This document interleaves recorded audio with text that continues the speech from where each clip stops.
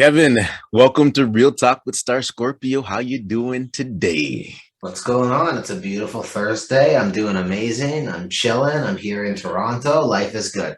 Thanks, man. First of all, thanks for coming out. So for everyone listening or watching, I have the winner of Big Brother Canada 10 here with me live this morning. What's the date today, man? I don't even know. We got July 7th on the calendar. July 7th. All right.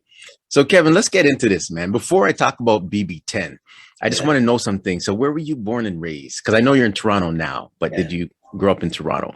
Yeah, I was born in Toronto. I was born in North York General Hospital. Oh, Uh, uh, like sort of east side of the city, not sort of York Mills area, not quite Scarborough. Um, I mean, I had a really nice life here. My parents came over from South Africa in 1989. They had kids here, and like it's my life before BB's been great. My life after BB's great. oh, sweet. Yo, you just you just dropped a street name there. So I want to get a little insight here because I grew up Victoria Park in Ellesmere, so I know York Mills. You know, So what school did you go to? I actually went to a Jewish high school. Okay. What was It's the name? called it's called Tannenbaum Chat. It's at like Bathurst and Finch. It was a little bit of a different experience. I mean, it was good for me. Like, uh, uh, I enjoyed it. It was really hard work. This makes sense. I was president of my student council, Yeah, yeah. Yeah. of course. But it was good. I have a lot of friends from there that I'm still in touch with. Okay. And did you, the stomping grounds? If you said York Mills, so you know that area then, right? You know Yeah, Parkway Mall and you know that area or no? that's like a bit east of me, I think. I Okay. was like I would be a Fairview guy. I would go to Oh, Fairview. okay. Yeah. Yeah. We went to Fairview Down Mills. Yeah. Okay, cool, man. And how were you in school, man? I need to know because strategically on BB10, you were Yeah. amazing. But how are you in school? Because it seems like you excelled. So I used to get bored in class because I would do well early on. Yeah. Around like middle of high school, probably the math and science stopped doing it for me. I lost Okay. it. Like grade nine, I was in enriched math, and then by grade 10, I couldn't do anything. Like I was not taking calculus at the end of high school. I was in the data management class for Okay. because it wasn't for me. Um, but on the like sort of communication side of things, Mhm. English, social studies, that was more so where like I thrived because you could communicate ideas that way, right? Like it's these gray areas where you're trying to navigate, and that was good for me. Okay. And would you go after high school? You went to university? Yeah, I did a bachelor's in English naturally at Mhm. Western. Yeah. Um, Time of my life, I was so for the first few months I was in over my head, like typical Mhm. college kid, like really did not keep up, was not doing well. Yeah. I joined a frat, I joined a fraternity. Oh, yeah. um like I was all in on that. And then by the middle of first year, I figured it out. I started doing okay. Like I found my schedule. I could go to the library. And then Mhm. by like the third year, I was over the frat thing, and I wanted to do whatever was involved on the campus. They had like a radio show. I hosted a little show at the bar there, which was fun. Mhm. Wrote for the school newspaper, and then on the like study side, I just enjoyed English. Like I love stories. I love understanding that. And then I did one of the things I learned was how little I knew. Oh, wow. And then I did a master's after that in like the social science of technology, like how we as humans navigate a world where tech's constantly evolving. Wow, interesting. Amazing. Amazing though. So you found yourself, you grounded yourself and you excelled through. The age, I need to understand like what I'm dealing with here. You're a millennial then? How old are you? Yeah, I'm 28. You're 28. Yeah, I you're a was born in youngster. '94. Although there's somebody on the show who still thinks I'm older than Oh, they really? yeah. You want a name drop? Yeah, my girl Summer. Oh, okay. Summer's always like, you sure you're 28? Yeah.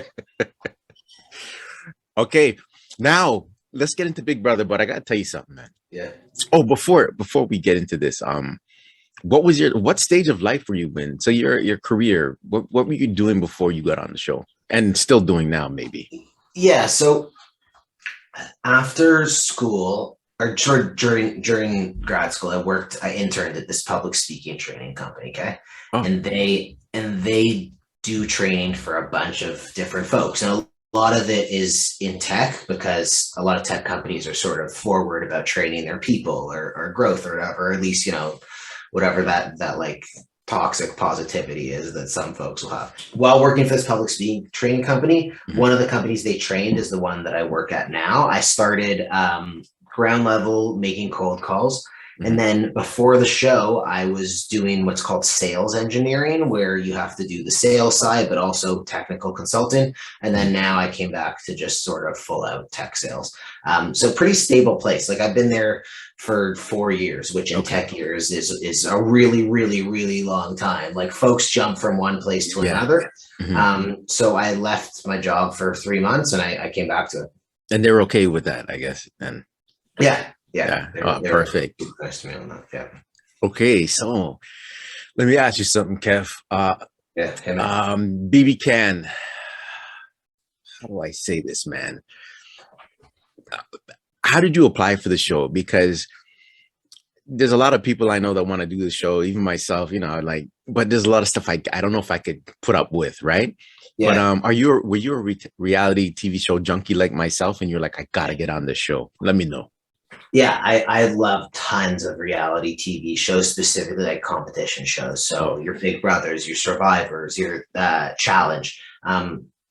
And what I like about it is it's a bunch of people trying to be the one person left there at the end. That's really fascinating to me. Yeah. As for which show was best suited to me, this felt like the one for a couple of reasons. I'd say it's the least physical of them.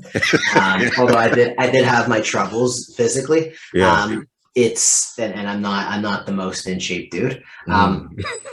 It's an individual game from the beginning, which I like as well. And it just felt like, I don't know, I really like Big Brother Canada. Like they're it's lighthearted. You get a lot of different people from across the country. Also, like I just wanted some folks to hang out with in Vancouver if I go out there, So it seemed like a good option.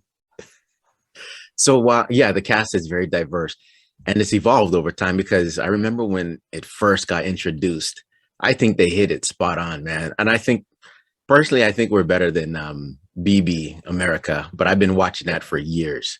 But it's up there. But okay, how did you mentally prepare for it? Because you mentioned something about being in shape, but I want to know your mental, but I want to know if you did anything physical, because you knew what was going to be involved as well.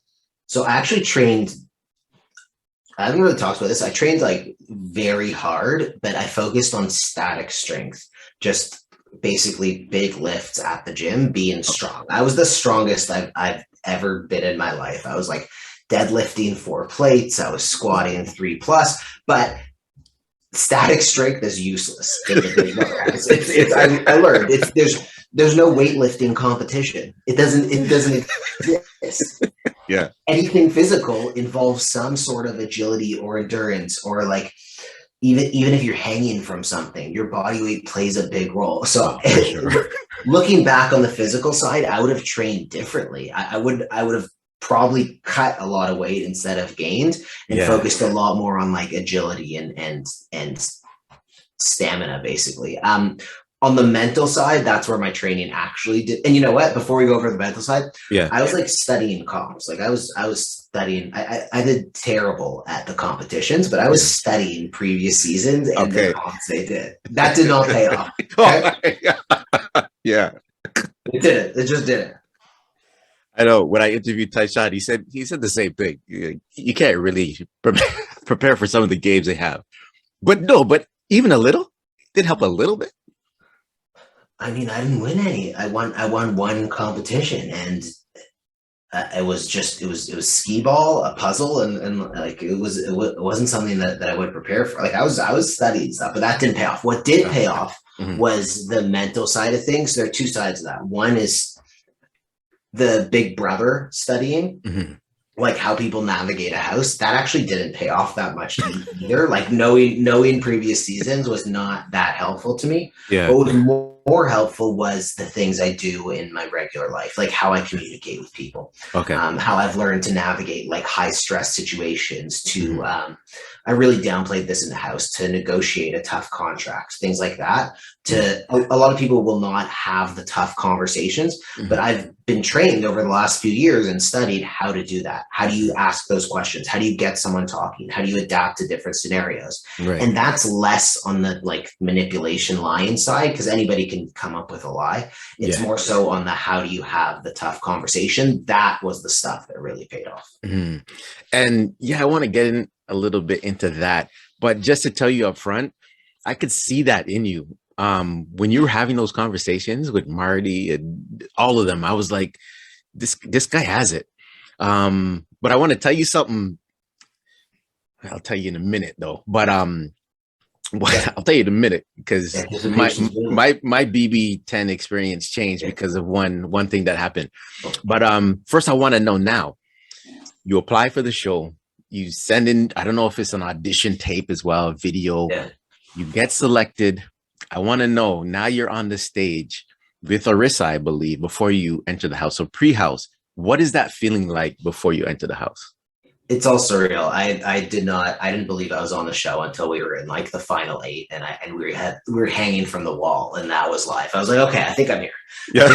And that's like halfway through the season. For me, that's even more than halfway.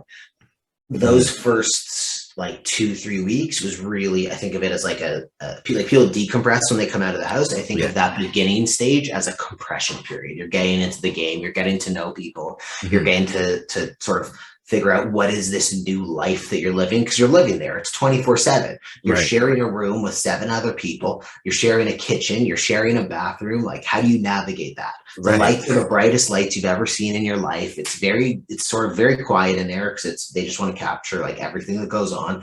So, I mean, it completely surreal. Yeah, even now looking back, it seems like it didn't even happen. Yeah. Oh my gosh, good answer. Okay, now I'm gonna tell you this. So I started watching the show, maybe 1 or 2 episodes, but my daughter was at Guelph University. So we watched it together as a family, my wife, my daughter, right? She's 24. So we couldn't watch the episodes until she was here. So on my PVR, it's piling up. Yeah. So we're behind, I think, a month and a half. Yeah. What do you know, on the finale day, the next day, I was on Instagram and I go on Tyshawn's page. I shouldn't have went on Tyshawn's page, because all I see is congratulations, Kevin. Oh, no way. I pretended like I didn't see it, right? You know, but I'm trying to say, no, I didn't see anything. But remember, I only seen 2 episodes. So I don't think I even knew your name. I'm older now, so I forget names and I don't know who people are. So this was probably one of my best experiences though, because I knew the winner before we started watching, and I got to see the progression of your gameplay. And then I was like, okay, I get it now. You're amazing. You're one of those strategic players. I don't know if you know Big Brother America's cast, but I put you up there strategically with Dr. Well and Dan Giesling. Like, you're at that level, Kev. I got to tell you right now. I had to get that out the way, man. Amazing. It still blows my mind when I hear that from people. So thank you. I appreciate that. Okay. Now you enter the house. Did you click with anyone right away? Because I want to drop 3 names for you, because I seen the relationships. Yeah. But to me, I was like, is he just playing with this person? Because the editing too, I'm like, what's going on? But let me know some feelings. Jess, Josh, Helena, right away. Let me know. Okay. So Jess, so first of all, I'm somebody who, if there was someone who I felt like could be a great game player, I also wanted to bring them in close. I didn't really want to get them out early. So I saw Jess as someone who was clearly a super fan, clearly there to play the game. And then I was lying about being married on the show, right? I remember. So night 1, Jess is asking me a ton of questions about my marriage. And I felt like they were on to me, and I was like, this is somebody that I need to keep close. Okay. I felt like it probably wasn't going to be a long-term thing, but because of that, it was locked in. Mhm. Josh, I walked down the stairs, and this is a guy who his lie was that he wasn't a doctor, was that he was a marine biologist. And in my Yeah. mind, I'm like, that's the most interesting thing I've ever heard. Yeah. I'm someone I'm passionate about passion. So if Okay. I meet someone who's really into something, even if it's not something that I'm into, I want to hear more. So Yeah. he had this lie, and I think he figured that people wouldn't ask him about it. But he's like, it's marine biology. I want to know. Tell me about the fish, Josh. So off the bat, like we clicked. Yeah. Personally, it took us probably 4 weeks, 3 or 4 weeks in the house to get together on the game side. Okay. Me and Josh, and then we were tight. And I think like he's my guy. Like we really connected on a level of like, I think we both saw the game in a similar way, like just the game, which was really good. Yeah. And also we wanted to have fun in there. Like this was a fun thing for us. And that's for me the biggest motivator, because I felt like going into the game, there's 16 people. Your chance of winning is extremely low. It's like 7.5% or whatever it is. I was like, I'm gonna have fun regardless. And Josh was one of the people who I had fun with, so we just clicked. Yeah. Helena, who was my number one in the game. So we walk into the house together. Okay.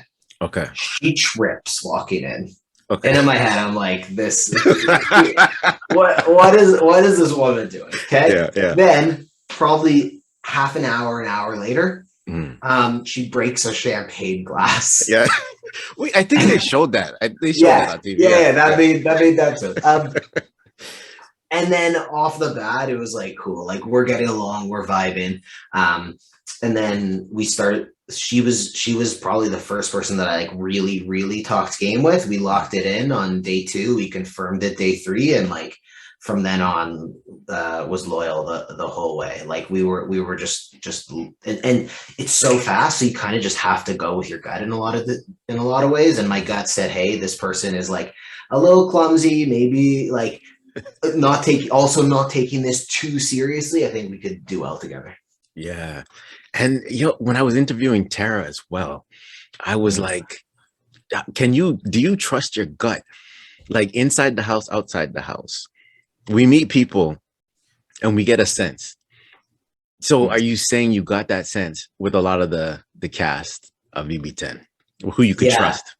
Yeah. And I think one of the things also is like,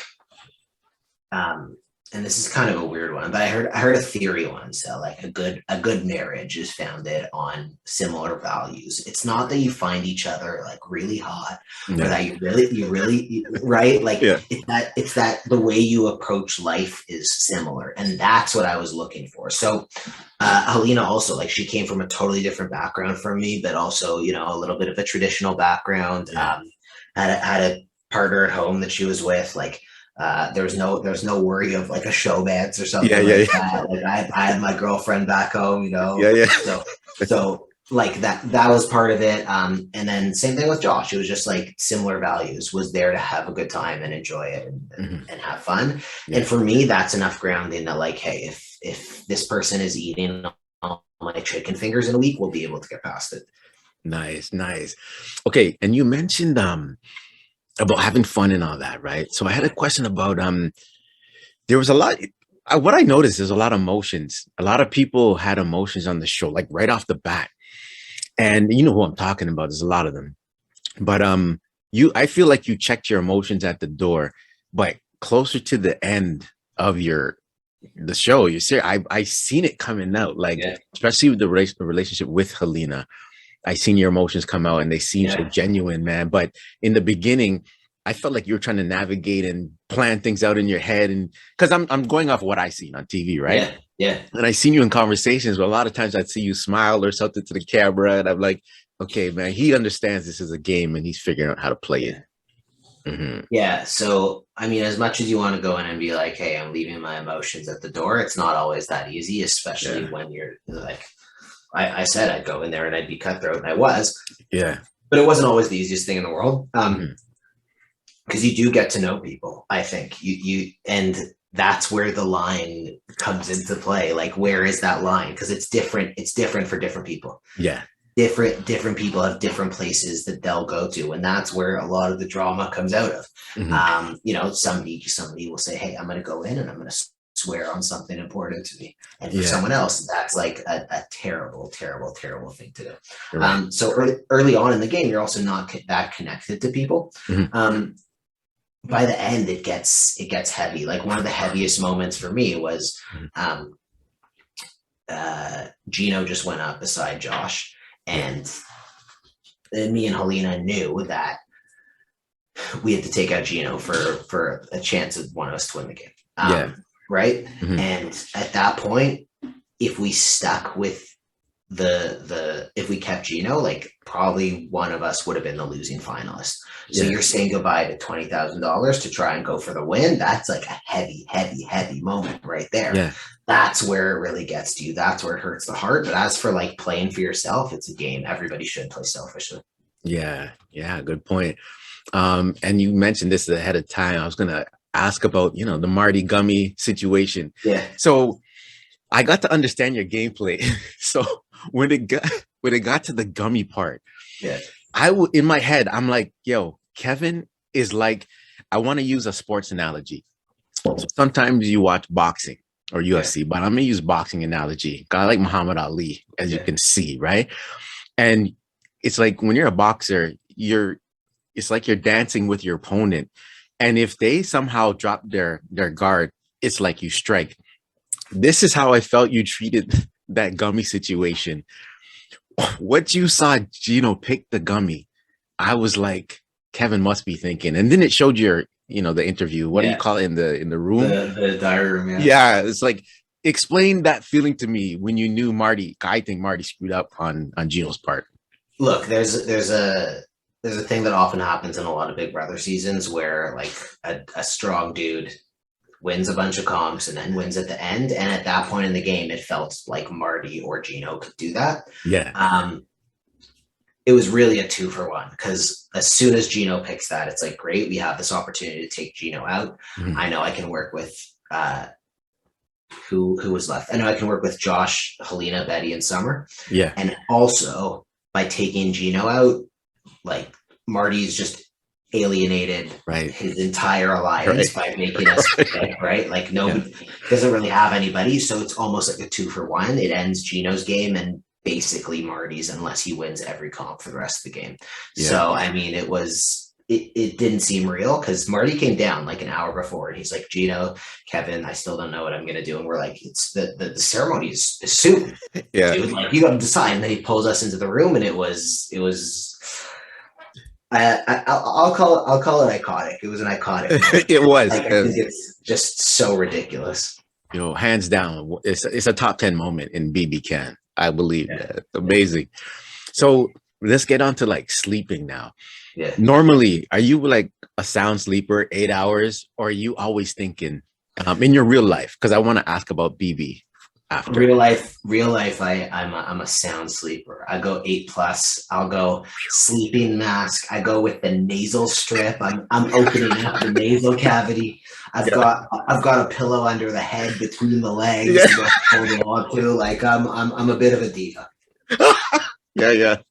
Okay, so now hold on. Yeah. You're just picturing it. I don't have the salt lamp yet. That's coming. I have the sunrise alarm where like it's over half an hour. It gets brighter and brighter, and then plays soothing music to match it as you wake up. Okay. Whew. Okay. So the white noise. I got the white noise. Alexa, play sleep sounds. Okay, hold on.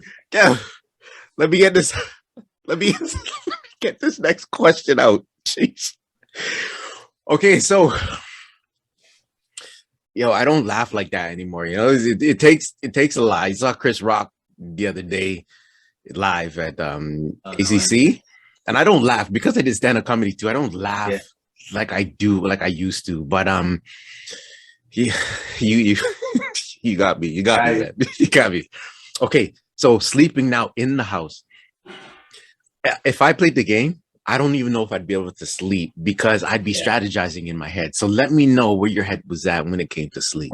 And and Tyshawn was mentioning you kind of like try and I don't know refrain from sleeping because there might be conversations going on and you don't want to miss that. So touch on that a little bit.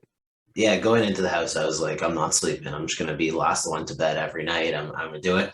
That was stupid. First week one, week one. First of all, it's very bright in the house. Okay. You got to get used to it, right? Mm-hmm. Big brother tells you when to get up and when to go to bed. Yeah. So I would not listen. Big brother would say go to bed, and I would stay up, and then I'd be in my bed like studying in my head the days week. You don't even know your days week one. Like you're fine. Mm-hmm. Just go to bed, Kev. Yeah. Then let's add on like I was sharing a room with 7 other people that first week. Navigating the bed situation. Eventually I settled on I got my guy Gino. I had Moose later on, and then by the end of the season you've got your own bed. It becomes a little bit more comfortable. But like early on I did not sleep, and that was terrible. Like you can play your game during the day. Get your sleep in the house, because you just can't, because it's also a full day, right? Like if I'm up 16 hours today, I'm eating my meals. I'm going to work. I'm going for a walk. Maybe I'm going to the gym. Maybe I'm watching some TV. Maybe I'm making some calls, reading a book or something. Mm-hmm. This is 16 hours of just playing Big Brother a day. Like that's a lot at once, and you need your energy, especially once they start, whipping out like slop on you or cold showers. So I had trouble sleeping that first little bit. And then once I figured out that I just got to go to bed, shut my eyes, not get up to pee or anything. Yeah. That's actually where my game started getting better, because I could actually think properly, Yeah. Okay. Interesting. I'm glad you went into depth with that, because sometimes I don't know. Some people answer the question in generality, like, but you really hit the point there, how important it is. And now when we talk about sleeping, eating is another thing. Yeah. So you had Slop this year, right? I'm trying to remember. Yeah. So did you drop weight, and how did you adjust to the eating conditions in there? I had actually, so I did a big like bulk before the house when I was lifting, and then right before I was starting to cut weight, and I was like, I'm just going to eat whatever. I don't really want to worry about eating healthy in the house. Okay. I just want to make it easy, because especially with so many people and, the little kitchen and the pantry, like you don't want to piss anyone off. Mm-hmm. In any of that. So for me, I tried to just, if somebody was making food, I tried to get involved, like be their sous chef or whatever. Okay. And try to have some of that. I lost a bit of weight in the house. I don't think it was good weight though. I think it was stress weight. Like I think I just like, I don't think it was a healthy diet. I think it was a stress diet. And then as for the slop, I really didn't mind. It's like, it's oatmeal. In fact, it's like, Steve Jobs would wake up every day and put on his black turtleneck and his jeans so that he'd limit the amount of decisions in a day. It's like, great, I can use my brain less. I know I'm having slop for all my meals today. Mm-hmm. The only issue was that there is a little bit of like brain fog on it. Like I didn't mind the taste, but I just could not get to full energy. Okay. It's hard to eat a lot of. That's why it's hard to keep your energy up. But as for like the flavor and not worrying about what I had to eat that day, like I wish I had the recipe at home. Okay. Wow. Damn. Okay. I do a slop diet for a couple of days here. I don't mind. Yeah. You should make a book on that, man. Probably sell the slop diet. Yeah. But some people, when they talk about the slop, they make it sound like it's horrible. Like you're on Fear Factor with Joe Rogan back in the days that they make you to eat something, but no, it's not that bad. Mm-hmm. I mean, I'm also like, I'll eat anything. Like, I'm not a very picky eater, right? Yeah. Like I'm good. I'm also a terrible chef. Like when I cook my own meals and I do a terrible job, and I will eat my own food. Like slop is, I have the recipe to follow it. That's fine. Okay, now the third thing is the cameras. Yeah. When did you start getting used to the cameras, in the sense that you forgot they were there, or were you always aware that they were there and what you were saying? I mean, I was always aware. But as for like getting comfortable with it, it took me like 30 or 40 days. Oh, wow. I mean, there is this weird element of, you're always being watched. Mhm. And I think for the first little bit, I barely spoke the first couple of weeks. Yeah, I know. I was super quiet. I was just listening. Yeah. But you just get used to it. And then, I mean, I think there's a fear that, like, you're gonna say like, you're gonna say the wrong thing or say something terrible, but that goes away. Like, you're in control of what comes out of your mouth at the end of the day. Mhm. Okay. And besides yourself, you wanted to win the game, of course, and you probably had the money on yourself. But is there anybody that you had your money on? Like, yo, I gotta watch out for this person here. I thought Josh won it then. That when we were sitting there at the final two, I thought he was going to win, because he had those end of the game comps. Gino was someone who, I was really worried about winning because he had a bigger target than him and Marty. It's like good to have somebody who's a bigger target than you. Mhm. And that was like at the final 8 basically. So I was worried about that. I mean, JC Lynn JC couldn't let Lynn. her get to the end because she was also good at comps and Oh, pretty well liked. And then really the my biggest sort of like direct adversary was Herman in a lot mhm. of ways, because Yeah. Herman was almost like the adult in the house, Mhm. which is funny because he's like always cracking jokes, Yeah. but he was always like, can we just like form an alliance and do something, like, can we just make sense out of this thing? Yeah. And for some reason someone or me would always break it and be like, no, we got to go the chaos route instead. And Herman's like, it's a numbers game. Like, let's get people together and make the numbers. And then, so that's why. And I mean, I think we would have done well if we worked together, but we never got on the same page. We Yeah. actually had, we had an alliance for a day or two, me and Herman. It was called the Comedians, Oh, they didn't air that, I don't think. They did. the funny guys. No, Yeah. it never went anywhere. It was during Kyle's chaotic HOH week when Oh, everything was falling apart. yeah. And there were 2 different alliances forming, and me and Herman were in both, but we were working together. So I got there. I'm like, should we like do something? Mhm. And it just didn't end up working. Yo, one thing, because I've been watching reality from Yeah. probably day one with Survivor mostly, and then of course Yeah. Big Brother. But you would hear the term alliance, in one show, and then it's like there's one alliance or two alliance.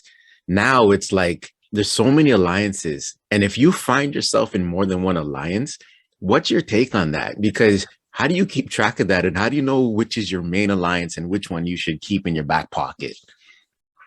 I mean, that's a tough scenario to navigate. Yeah.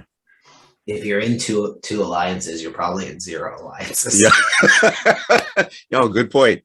Like, Good point. that's the thing. I do think it's important just to have people that you can trust. So like, I really trusted Helena. I really trusted Josh, for a lot of the game. Like, I would have gone where those two would go. That's how I was thinking about it inside of the game. Mhm. So if there was an alliance forming, my loyalties to those two. I'm happy to work with them in the alliance, bring them in. That makes a ton of sense to me. It's easier to navigate, but also like, that's where I'm looking. So you got to look at the people who you trust the most, because you do need trust in these games. As much as people want to think it's just like Yeah. lying and manipulation the whole time, it's not.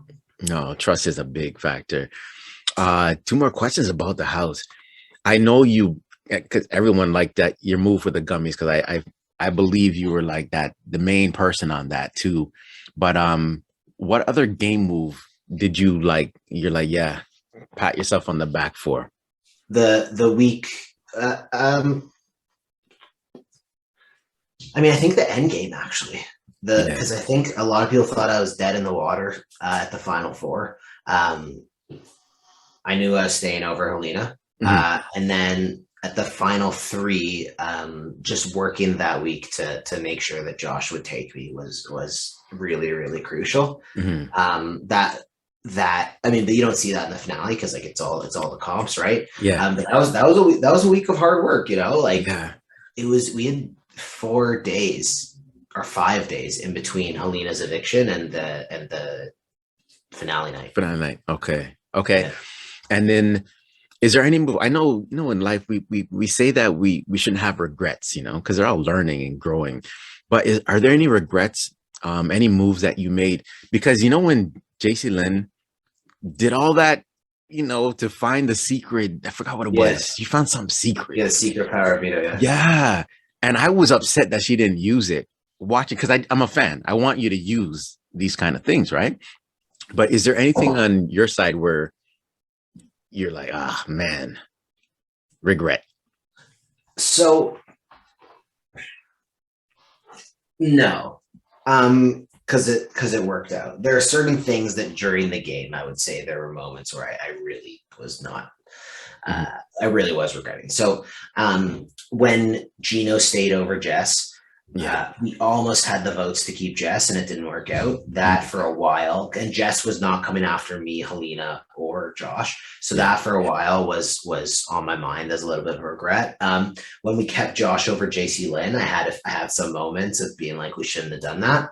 Mhm. Um, but as for regrets in the game that still stick with me, no, and that's of course because it all worked out, but also because it is just a game. Yeah. Like there are things that you can look back on and be like, maybe I would do this differently. But Mhm. I do think it's important to put it behind you and also not let it define who you Amazing. are or how you behave or your life. Because also like these things can stick with you. Like Yeah. there are people from the show who I've spoken to where like, for years you can regret things. You can't let that happen. You played this game, you're going to make some mistakes. It's probably not going to work out. And this is very easy for me to say from my position. Yeah. I do recognize that, but like Mhm. you gotta leave it in the past because these things can really, really eat at you. And like there's a lot of luck too. There's a Yeah. ton of luck to this. And to say there isn't would be just a lie. Yeah. You're so right. And you know what's changed too over the years? Social media. So when we started watching, it wasn't social media. So, some people get dragged through the mud. Yeah. When you have the villains, so-called villains in the shows and stuff, that's where I feel bad for people, right? When they come out and then they check their social media, other people's Yeah. sites, and you hear things and stuff. But yeah. Um, Now coming out the house, Kev. Yeah. First of all, I liked your speech. Amazing. The way you hit that jury. It was an amazing speech. And I like how you got Helena's back. You said something funny there. I still would have something you said to her, man, about Helena. Yeah, so I said I had a final two with Josh, and Helena was like shocked. I was like, don't worry, I would have cut it. Yeah, that was it. That was it. That was it. Yeah. Okay. Now coming out the house, how was that feeling? So you're crowned the winner of BB10. You come out, you see Arissa and all the even past guests. Explain that feeling to me. I don't know. I still don't know. I was just in shock. I thought Josh had won Mhm. until the votes were read. I thought Josh had won. Yeah. I saw Herman voted for me, and then in my head that just didn't make sense. It all made sense after. Yeah. But after I saw Herman's vote, I was like, am I about to win? And it was just shock. Because anyway, I thought I would have Summer, JC Lynn, and Helena maybe, and that's it. But anyway, I come out to absolute shock. Arissa says, you played a dominant game. I was because you don't think about, or at least I didn't think about Yeah. how things were perceived. I was worried about my family and my friends and what they Yeah. thought. I Okay. was not worried about the audience or the general public. And I was lucky to come out to like to a really good perception. Yeah. The first 2 to 3 weeks out are a lot. Just Yeah. it's different. You got to adjust to the first day crossing the street was weird for me. I Wow. hadn't seen a car in 3 months, right? Like Yeah. those kind of things. As for like the social media side, Mhm. I was never a social media guy before. Okay. One of my friends convinced me a couple days after to open it up. It can be used for good. It is a Yeah. scary place, and Big Brother fans are like incredibly passionate and all over Yeah. it. Yeah. So I'm still navigating like how to do that. I'm a newbie there. Yeah. But like Wait. Let me ask you though. Did you yeah, have Instagram before? I had it. I hadn't posted anything in a couple years. During the show, everything was like private Mhm. because I wasn't doing the show to get Yeah. Instagram followers. I was doing it to play a game that Yeah. I love and try and win it. Mhm. But it's been interesting. I still can't get into TikTok. That's not Yeah. Yeah. everything I try and post. I show my girlfriend, and she's like, you can't put this online. Yeah. You can't put this online. Oh my god. Okay. Okay. Now, so you're a winner. Good. It's a real feeling. And now life after Big Brother. mentally you're good now. Yeah. But now you're part of the BB Can fam, and even the States. Anybody reach out to you from the States saying congratulations and the other BB Can winners and contestants? Yeah. So, I mean, everybody's so nice. Like, where are the mean people? Yeah. It's, I yeah, like all these, so they do this alumni weekend after where they organize it for alumni to, give you Mhm. advice, help you come out of the house. That was really nice to talk to a lot of the alum from the US. Yeah. A couple people were there, which was cool also. It really is like a nice big brother family. And I say that from as someone who like, I have no time for the drama. Like I don't care to get into Yeah. like I love the drama on the show. Of the show. I love it. I love it. But in real life, like, and here's my thought on that. Okay. In the show, it's a zero sum game, right? So you've one person who wins. Yeah. Out here, like, if somebody does well in their life or goes on another show or gets a bunch of followers or like I'm incredibly happy for them. Like that's so good. I'm not losing. I'm not Yeah. losing by someone else having success. So out here, I love to see alum of BB Can, of BBUS doing their thing, succeeding, because Mhm. I think that's a win for everyone. It's not like a game where 16 of us are trying to be one winner. Yeah. Amazing. Well put, Kev. Well put. Um, oh, last thing about BB being a winner. I'm sure I seen a post where I was trying to get in contact with is it Miriam, the winner of Survivor? Marianne, yeah. Marianne. It's amazing how I see the winners together, right? Tyshawn, Marianne, you, and even the winner from last season. What's her name? From Survivor. Erica? Yeah, We amazing got a to see nice little these. Canadian group of winners. Yeah, it's amazing. And would you do Survivor? And would you do BB again if they had an All Stars? Or what I'm waiting for is Canada versus the States. Yeah, I mean, I love these shows. I Yeah. love them. Mm, I loved playing it. I don't see why I wouldn't. okay. That said, like I would need a couple things to work out. I don't know where my life is going, career wise, family wise in the next couple of years. I'm Mm, hoping to have kids, like, but we'll see if everything works out. Would love it to happen. If it's like next year, I think it would be a bit soon for me, but a couple years down the line, like, yeah, let's do it. yeah, amazing. Um, and your girlfriend, you faked being married on the show. Yeah. She was all down with it. She was like, yeah. She probably said, yeah, go for it. Do what you need to do to win, man. So that's good. You had the cheering in the back from her, Yeah. for the whole time. Okay, Kev. At this point now, Mhm. this is what I do with my guests. I have two cards in my hand, Yeah. and by my hands, right or left, tell me which one you want me to read out, and you'll answer it. Left. What is one of the most memorable moments of your life? Whew. Most memorable. My sister's wedding. My sister's wedding was actually the wedding that I used all the details of to lie about my marriage. Yeah. Okay. She got married September 2019. Before the world changed. Yeah. It was unbelievable. Like she's also I'm a big emotional person. She's my sister. She's like, she keeps it all inside, and to see her like so happy, she married an amazing dude. Mhm. It was an incredible wedding. Like that was special. And those are the kinds of things that like you really get an appreciation for after being, stuck in the Big Brother house away from everybody you love for 3 months. Amazing. Amazing. Shout out your sister. What's her name? Yeah, Michelle. Shout out Yeah. Michelle. What's up, Michelle? Star Scorpio. Okay.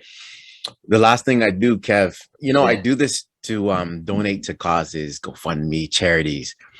I don't think I asked you to pick one when we were corresponding back and forth, but before I used to have a balloon and my guests used to ask, I used to pop which one they wanted, and then I know which charity I'm donating to.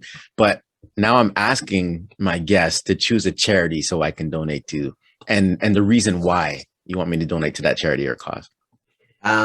So Rethink Breast Cancer is an organization that helps people living with breast cancer. I had a family member who actually had it, and they're just amazing with helping people live with it or live after it. Specifically, like young women, they're a great organization. They actually fundraised for them in high school, and I donated a portion of the winnings to them as well. So they're an org that's near and dear to my heart, and also one that can use a donation and will use it. Amazing. So Star Scorpio will be donating to Rethink Breast Cancer. Thank you so much. That's so nice. Yes, perfect. All right, Kev, thanks for coming out today. This is season 4, episode 3 of Real Talk with Star Scorpio, and we out.